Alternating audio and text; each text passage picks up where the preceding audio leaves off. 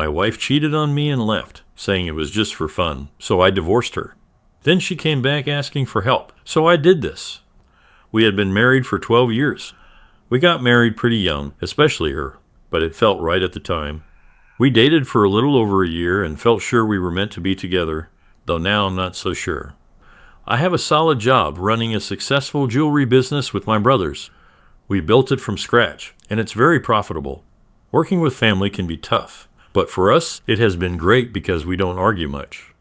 My wife opened a cute cafe where people can get pastries, coffee, and read books. She's always been into books, which used to annoy me, but I ended up supporting her by helping pay the rent for her cafe. It's in an expensive part of town, but the business is doing well without worrying about rent, which made me happy. That's the background you need. Here's where the real story begins. I can't remember exactly when, but I think it was about in March that she came to me to tell me about how there was this new man that showed up in the cafe, according to her. He was very handsome. I was a secure person, and I found that the two of us can objectively talk about somebody's attractiveness without it becoming a big issue. However, there was something different about the way she kept going on about this guy. Supposedly, he seemed like the kind of masculine hero that she reads about and the kind of smut that women like to read. Yes, she's into those kinds of books too. Those all book talk type women seem to be, and I'll never get it, because it seems to be the cheesiest form of romance that gets them going. Anyway, she went on for a bit about this guy before it ended. But I will admit that the words she chose when she spoke about him were almost like how she would talk about the cold Russian hitman who fell for some woman in the laundry room of their apartment building. No, I didn't make that up. That's from an actual book that she finds interesting. Now, that was it for the day, but she let me know that he came in the next day, and they spoke at length. According to her, he was from Serbia, and he used to work as a car dealer. But he decided to come to the United States and search for a better life. It was taking him some time to get back on his feet and get his bearings. But he was looking for work at dealerships nearby because that was a work he knew how to do best. I learned in about 10 minutes that he was tall, blond, handsome, dressed well, and obviously spoke with an accent. Apparently, he loved to read books set in the Wild West and was a big fan of fantasy like The Lord of the Rings. She always tells me a lot about her cafe's patrons, so it's not like this was out of the ordinary, but once again, there was a really flowery verbiage at play, and it seemed like she was almost fetishizing him in a way. At a point, he wasn't novel to her anymore, so she stopped talking about him at length. But it was clear that he was still a regular at her cafe, and it felt a lot better to me knowing that he didn't seem to be worthy of long spills every evening any longer. Hell, I even popped into her cafe one afternoon to bring her lunch, and I saw a guy sitting in the corner who fit the exact description. I was completely sure it was him, and I'll admit, he was a good-looking guy. She told me his name was Ivan. This is where things start to get a bit crazy. One night, she came home with a goofy smile, so I asked her what was up. She said Ivan had walked her home, and they talked a lot about books. She said he asked her out on a date, but she told him she was married and couldn't go. She said he was really apologetic, held her hand gently, said good night, and left. I asked why she was smiling so much about it, and she said it was like something out of a book. That really annoyed me because it felt like she was romanticizing every interaction with Ivan. I found out he was a customer at her cafe. There was no way they wouldn't keep interacting on almost a daily basis. I didn't want to seem insecure, and she could have decided to tell him that she didn't have a man. So again, I felt there was no need to talk about things despite the fact that I felt some kind of way about it. It was just my feelings I had to get over, right? It eventually became evident to me that this wasn't the case when my wife came home about a week later with a bouquet of flowers that she promptly put into a vase. According to her, it was a gift from Ivan. Nothing special. He said that he bought a bunch of fur coworker. He has a job now, by the way. It was her birthday, and he just thought it'd be nice to get me some because he always sees how hard I'm working. I felt my head get hot as she said that because she was trying to paint the situation like she was a schoolgirl who didn't understand when someone liked her. I asked her straight up whether she could tell that Ivan really liked her. She said it was obvious, especially after he asked her out. But she believed that the flowers were just a friendly thing. And that had me baffled because if you're a guy, you probably don't get flowers for a girl that rebuffed you. Even if it was because she was married, as a friendly thing. He was still trying to get in her pants, or maybe now trying to get in her pants and leave all the rest of the lovey-dovey stuff out of it. He was having an easy time with his advances, so at the time, I knew that he wasn't about to stop anytime soon. I was right because 2 days later, my wife came home much later than usual, almost 2 hours late, without letting me know. It wasn't the first time she was late, so I called her twice, but she didn't answer. Before I could call a third time, she showed up, acting very excited. "You won't believe the evening I had," she said. She went on about how she showed Ivan where the museum was. Then they got a slice of American pizza because he had never had it before and always saw it in the movies. They walked, talked, and ate pizza, and she told me all about it, even though I didn't really care. When she finished, I asked her if she was attracted to Ivan. She acted shocked and offended, saying she wasn't and that she was only attracted to me. She said she was just trying to be friendly to someone in a new country who had no friends or family around. I wasn't really convinced by all of this, so I told her straight up that she had to stop seeing Ivan. Yeah, that caused a big fight. Quite unsurprisingly, she talked about how it was being insecure, how there was nothing fair, how it should stop feeling threatened, and a lot more nonsense. I was pissed, but I was able to keep my wits about me and stop my temper from raging. I stood my ground, though, and told her that she should stop anything extracurricular with Ivan. It was fair if he came by her cafe because he was a customer, but things weren't supposed to go beyond that point. I told her to imagine what she would do in my shoes if some Serbian girl came to buy a bracelet and decided to take her to walking around town and all that. According to her, I'd understand. But I think we all know that's a lie, don't we? Long story short, I slept on the couch. No one is shocked there, but the good thing is that I stopped hearing about Ivan and all his drama, which was enough for my mental health. Again, I knew that she would be interacting with him at her cafe, but there was only so much that could happen there. And it seemed pretty sure that nothing was going on because she was heading back home at the regular time each night, which was good by me. I became very suspicious when I walked into my wife's cafe randomly one afternoon and she wasn't there. Neither was Ivan, though I couldn't have been sure that he would have been there at that time anyway, so that didn't mean much. But it did mean much that she wasn't there because that was very unusual. I thought of sticking around until she came back or asking one of her employees where she had gone. But I decided not to make a big deal of it. It was when I was getting back into my car from across the street that I saw her and Ivan coming up the street, arms interlocked. It took all my strength not to run across the street and beat up the guy or yell at her. But I stayed in the car, watched them walk into the cafe, and drove off. That happened yesterday, and I've been struggling to process it. I wanted to confront her right away, but I think there's power in knowing something the other person doesn't know, you know. It might help me catch more lies. When she got home, I asked about her day, and she described a pretty normal day without mentioning going anywhere with Ivan. This is why I'm here. Should I confront her directly, or should I try to find out more first?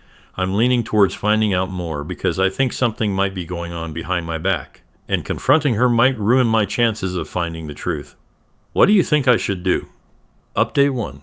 Hey everyone, I'm the guy from the post about my wife, her cafe, and the Serbian guy. Well, I'm back with a pretty big update. Let's talk about it because I found a lot. It took me a bit to gain the courage, but I decided at a point that I had to find out the truth no matter what it would cost. I have never been the kind of person to smile upon the idea of checking your partner's phone, but in this case, I knew I had to put whatever moral conundrums I had aside and do it. So I did it at the first chance that I got, which was while she was asleep. Unsurprisingly, she had Ivan in her messaging app, and they had been talking a lot. It was WhatsApp, so it was easy for me to export the entire conversation to a text file, which I sent to my phone from her phone. I made sure to delete the evidence, of course. I looked through her gallery and found a few pictures of them smiling together in public places, but nothing extra incriminating. I sent those to my phone too. Again, evidence was deleted. It took me about 5 minutes to do all of that, and I put her phone back where it belonged. After that, I did all the reading on my phone, where it was a lot less suspicious in case you woke up suddenly. And boy, did I see things that made my head spin. Here's a transcript of one part of the conversation that you might find as appalling as I did. It came after a point where they were discussing some book that my wife had recommended to him. Let's call my wife Clarice instead of her actual name. In the way, the main characters reminded me of us, Clarice. Yes, that's what I thought too. The mysterious guy and the artsy girl torn between him and her boyfriend. And then a message right after that. Lots of steamy sex scene, too. That part especially reminds me of us. I agree, the sex is always good. But in your case, it's a husband. Laugh emoji. Laugh emojis from Clarice. Yes, and I think that's what makes it even more exciting and fun. It feels so wrong. I've never cheated before, but I can't say I really regret it. It's wrong, but that's what makes it so exciting. Yep, and I never want this to end. It drove me crazy. At 2 a.m., I left the house to go for a walk because I couldn't stay there. I felt like I would do something crazy. I thought I walked around town for 5 hours, but when I got back, it was only 3 a.m. She was still sleeping too. Do you know what it is like to find out you're being cheated on, but then to find out your wife is ridiculing you by actually enjoying doing everything behind your back? She was basically reveling in my ignorance of the situation, and that was the part that drove me over the edge. Not like cheating was going to be forgiven anyway. When I got back, she was still sleeping, so I grabbed her phone, jumped to that part of her conversation with Ivan, and took a video of it on her phone. I needed to make it very clear that there was no doctoring going on here. It was clear that Clarice felt like she was living out one of her stupid books, but it was absolutely despicable that I had to be a victim in all of it. She has no idea that I know this. The divorce is cooking up. There's really no other way for this to go. I also need to see her go down. I need to see Ivan go down too. I don't know how I'm going to do this, but I need both of them to hurt, and I need them to hurt badly. Update 2. It's been done, and it was glorious.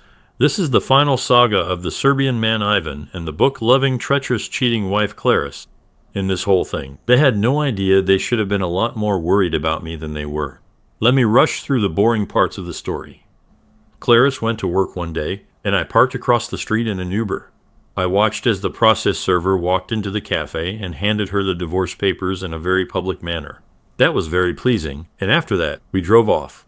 I went to work, had a great day, and there wasn't a single message or missed call from Clarice by the end, which was very pleasing to me. She knew she had been made out, and there wasn't anything begging was going to do. At least that's how I saw it. Well, that night, she came back, crying rivers. It's not pouring out of her nose. She looked like an absolute wreck. Honestly, I felt a twinge of sadness seeing her like that, blaming it on the fragments of love that were left. But it didn't last long. She kept asking what she did wrong, and if it was about Ivan. I realized she didn't know how much I knew and was trying to figure it out. I wasn't sure if I should tell her I knew about Ivan, but in the end, I made a decision. I told her I saw her walking arm in arm with him that day and had been keeping it to myself. I didn't reveal anything else. Suddenly, she got bold and started half begging, half calling me stupid. She said there was no reason to divorce her over that, though she admitted it was wrong to keep seeing him. But no, there was nothing happening between them, and I was being insecure. I was being jealous. She couldn't tell whether to grovel or insult me, apparently. In the end, I told her to get out of my house, which she did. That's where the actual divorce phase. That part was loads of fun for me. I have a lot more money than her, which in a divorce means there's a lot more to lose. But it also means there's a lot more to spend on good lawyers, which I made sure to do. When you get a divorce, get a good lawyer.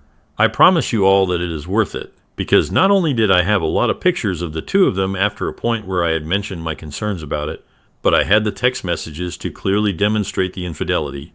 On top of that, my rock star of a lawyer was able to point out transactions in her joint account that seemed to have been spent on Ivan. He aligned the dates on some transactions with dates in the entire text message transcript, where he thanked her for certain things, and it became very clear that she was spending our money on her Serbian lover boy. The lawyer did good work of painting her like a gold digger too, which was fun to watch for me. She fought her best, but honestly, there was nothing to point out for me. I am not a perfect guy, but I definitely don't have any divorce-worthy flaws. By the time the divorce was over, I really had everything that I needed. I kept my house, I kept my car, and because of that pretty notable infidelity and the fact that I had set her up with a money-making venture, there was no alimony requested of me. Love you, Judge. She got to keep the car I bought for her. I didn't stress about that because it made it easier to take what I took when she didn't leave the divorce empty-handed. Now, this is my favorite part. Getting back at Ivan was hard, but one day he was leaving the cafe, and I followed him down the road and around the corner. I called out to him, introduced myself, and punched him square in the jaw. It hurt like crazy, but I busted his lip and knocked him to the ground. He looked very shocked. I wasn't looking for a street fight, but I would have taken one if it came. I think he realized he had no moral high ground on this one because he stood up and left after that. It felt good. I wish I could have done more because he knew he was messing with a married woman, but that was enough for me. And probably all I could have realistically gotten without a felony charge. And then Clarice, you know that rent that I was paying for her, It was due again, and because she had her cafe in such a nice part of town, it was expensive. It was usually due on May 1st, but it was only towards the end of May that she came to me, crying on the phone, saying that she needed to pay the rent for the cafe badly, and she didn't have the money for it. She begged and begged and begged, but I told her to sell the car to get the funds for it before I hung up the phone. She called several times that week, but I didn't answer. Spoiler, I found out she sold the car when she called to curse me out. She said it was cruel that I wouldn't help her at her lowest point. I told her it was cruel to think cheating on me was fun and exciting. She had nothing to say to that. I'm waiting for May next year to see how she struggles with rent. If luck is on my side, she'll lose the cafe too, especially without access to my bookkeeper. It's been satisfying. Honestly, I'm newly single with a lot of money and a lot of satisfaction. I won't say the divorce, betrayal, and infidelity didn't hurt because it did, but you have to move forward, right? That's what I'm going to do. Thanks to all of you for sticking around and for your encouragement and advice. I really appreciate it. Hopefully, I'll never have to write a post like this again. See ya? Second story. I'm so scared my BF of 2 years cheated on me. I've always been nervous about my boyfriend's friend, mostly because of my own insecurities. It doesn't help that there are signs and things I've heard about. Once, she called him babe in a drunk message, but he told her it was inappropriate when she was sober, and she apologized. Sometimes she's touchy-feely with him when I'm around, and I don't know what happens when I'm not there. Plus, he used to have a crush on her before we got together. We're open about finding other people attractive, but it bothers me that he doesn't seem bothered when he talks about her that way. The hardest part is that she's our roommate and our best friend's ex. They're okay now and even hang out in groups sometimes. Our roommate said if anything happens between her and my boyfriend, he won't be friends with him anymore. He mentioned my boyfriend making a joke involving him and her, and she responded that she could never do that to me.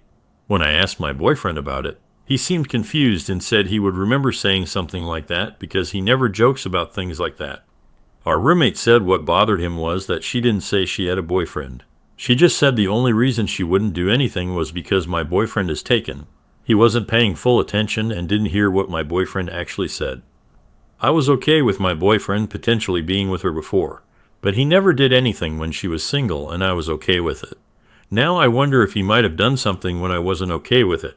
He did tell me he had a dream where he cheated on me with her, which makes me worry he feels guilty about something. I really love him and don't want to lose him, but I'm scared something bad has already happened. I just need any thoughts or advice you have, please. Thank you.